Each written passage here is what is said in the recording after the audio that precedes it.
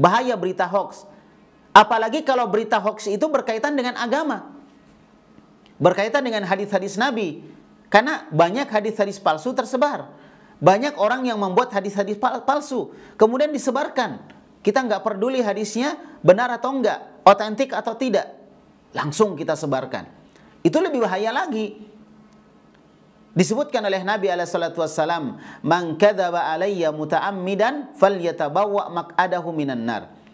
Siapa yang berdusta atas nama saya, maka hendaklah dia siapkan tempat duduknya di neraka. Wah, itu kata Nabi.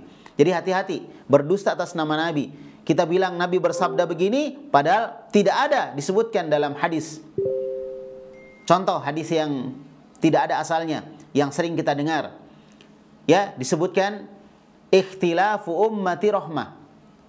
Perselisihan di tengah-tengah umatku adalah rahmat.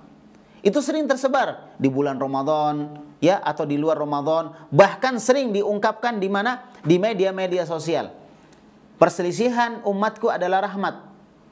Ikhtilafu ummati rahmah. Kalau kita cek ini riwayat, itu nggak ada di buku apapun dalam buku-buku hadis, nggak ada.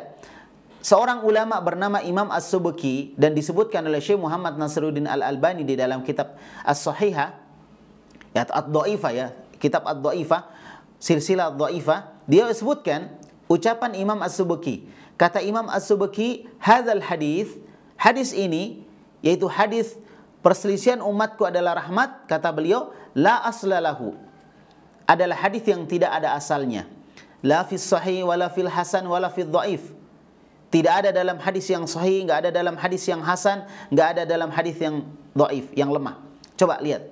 Ini hadis enggak ada asalnya, cuma masyhur, terkenal, tersebar di tengah masyarakat. Ini karena apa? Salah satu sebabnya karena media sosial. Dan dikhawatirkan kalau kita adalah salah satu yang menyebarkan hadis tadi yang sebenarnya bukan hadis. Kita bilang Nabi bersabda begini, padahal Nabi tidak bersabda begitu. Nah, disitulah sekali lagi pentingnya kita berhati-hati. Disitulah kita pentingnya berhati-hati. Karena masalahnya masalah sampai di akhirat. Tuntutannya sampai di akhirat. Tuntutannya sampai di akhirat, bukan dunia saja. Inilah bedanya seorang muslim, ya, yang memahami agamanya dengan tidak.